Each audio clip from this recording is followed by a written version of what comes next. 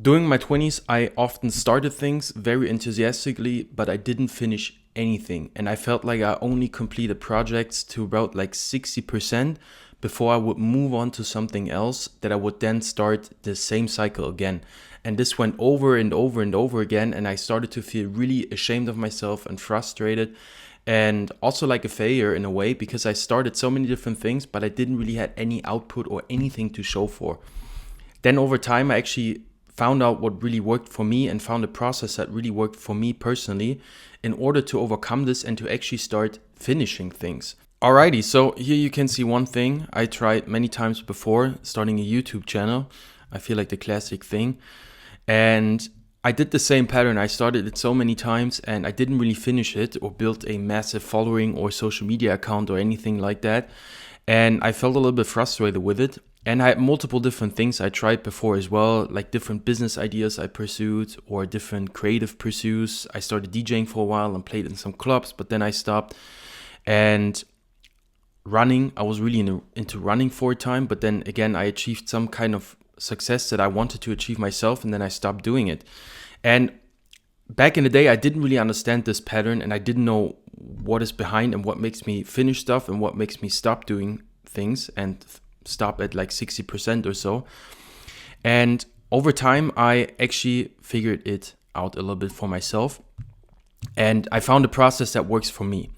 So the number one thing, for example, I became really obsessed with fitness and gym back in the day. And I have some old pictures where I actually went to the gym and that was my physique. I did this for many years and I didn't have any aspirations to go on the stage and to be like a pro bodybuilder or something like this.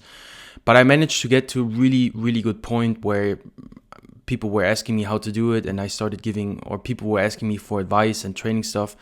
And you can see it right here. And I pushed through it for many years. Same thing, I started going out and talking to girls on the street. I as well did this for many years and I met my girlfriend through it that I've been with for like 5 years or so. And I also started an agency that I pursued for like 5 or 6 years or something and managed to get to 6 figures and a few other things. So that kind of made me realize that I can finish stuff and I do finish stuff. And I also traveled to like 40 countries, which I was really obsessed with at the time. And again, it taught me that I can finish stuff, but there is some process that I use with the things I finish and the process I don't do with projects that I don't finish. And I found out that the biggest difference was my emotion behind it. So many different things that I did not finish, I usually wasn't emotionally invested in. For example, if I take some kind of business venture that I wasn't pursuing hard enough. For example, I did Amazon FBA back in the day. That was kind of my first thing that I started with a friend doing university. And we didn't really pursue it hard and we didn't finish it. And we just, at the end of the day, stopped the business venture. And the main reason for it was I wasn't fully emotionally invested in. It was like some idea that I've gotten through him and then it sounded rationally good and it made sense logically. But there wasn't a really strong emotional driver and motive behind it. And for example, if you compare that to the gym, I had a really strong emotional reasoning behind it. And I was really invested in it. And I constantly asked myself, okay, like, why am I doing this? What's my emotional motive behind it? What's the value I'm going for? And because I was so clear on this, I just kept doing it because I did it for me and I did it because my values were aligned with it and I had a strong motive behind it. And the same thing went for my agency or when I started going out dating and learning these different things or other skills as well. Every time my emotional driver was really, really strong and I discovered it before I started, I went on to do it until I really felt like I finished this project, not before. And in my case, I found this out by, again, if you just sit down and you ask yourself like a ton of different times why you are pursuing this and what is your emotional motive behind it, you're going to uncover it. And the more clear you are on it, the more emotional motivation and drive it will give you to actually complete this project and to really follow through with it. Because oftentimes, and I had this many times too, if you're on social media as well, you see so many different shiny objects, and this guru is preaching you to do this, and then you see this guy, he's successful doing this thing, and then you see another guy, he's really crushing it with this thing. This looks interesting, and you kind of get pulled in so many different directions, but you never sat down to actually ask yourself, like, what are my values, and what would really match with those values that I can really become obsessed with and finish. And that doesn't have to do anything with the things you see on social media. It's actually something that comes from your heart and your inner emotion or place or inner self, whatever wording you want to use. And that really, I can't stress enough, but even nowadays, before I start anything, I get even my weekly, monthly goals, I get completely clear on what is the emotional motive behind it. Because the stronger it is, the more driven I am, and the more I will focus on completing this project every single time. Then the next thing I did, I remember doing this very clearly with the agency and also with the fitness stuff. I had a moment where I decided that I was no longer going to jump around. I was no longer trying different things. I was no longer doing shiny object syndrome. I was no longer doing all these different things, and I was just doing this. I was just going to commit with everything I have to this thing. And since I was emotionally invested in it, and I felt like my emotions are fully on board with it, I was okay making this decision. And of course, it's a little bit uncomfortable, and you feel like you're losing something because you're saying no to so many different things. But by saying no to all these other things, you're actually saying yes to the thing you really want and where you have a strong why behind it.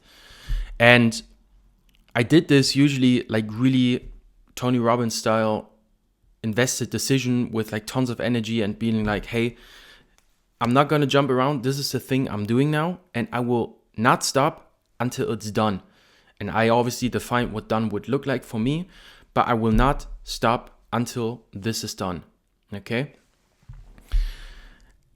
This is super important that you have this moment of decision, because it needs to be some clear-cut thing.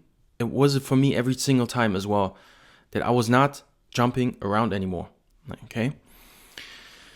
The third thing that really made it for me was to build strong habits that will even continue to move forward when you don't feel like doing it anymore. That is the key. So the fitness stuff, for example, it started extremely small. I was around, I think 18 or 19, and I was a little bit overweight. Not crazy fat, but I was a little chubby, a little overweight, and I felt really not good about my physique.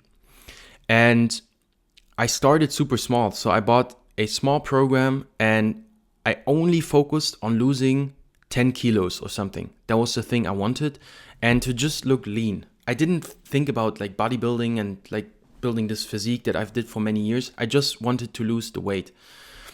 And I did it super small. I went to the gym like a few times, not crazy hard. I started eating super clean, tracking my calories and things like this. And I started to build like really small habits, really small. Just like, okay, let me track my calories every single day.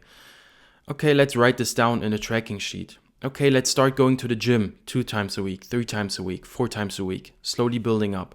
Okay, let's start eating clean and changing the things I eat on a regular basis. So instead of eating toast with jam in the morning, I started to have a smoothie. And over time, that became my new habit. Then for lunch, I started eating some eggs or some other stuff. And for dinner, I ate my chicken and my rice and these classic things. And over time, these things became such ingrained habits that even now, like 12, 13 years later, I still eat the same way. Because these are such strong habits, and I still go to the gym, I still track my calories from time to time, but I still eat the same way and the same clean diet that I've built back then, because it's such a strong habit that even 13 years later, I'm still doing it. And that is the power of actually building really good habits and to start really, really small. That is one pattern I had as well when I failed and I did things only for like 60%. I started super hard, like with the YouTube channel, for example. The first one I started, I did vlogs, and I remember I was pushing really hard. I stayed up to like 2 a.m. in the morning. I was editing like 10 hours on my vlogs, and I was studying, so I had more time. I would spend 8 hours filming, like sometimes the entire day, and I went really hard, and I was really excited by it. But this is not something that you can do for long periods of time, especially for years, because it's unrealistic that you're gonna have 8 hours a day to put towards making YouTube videos for the next 10 years.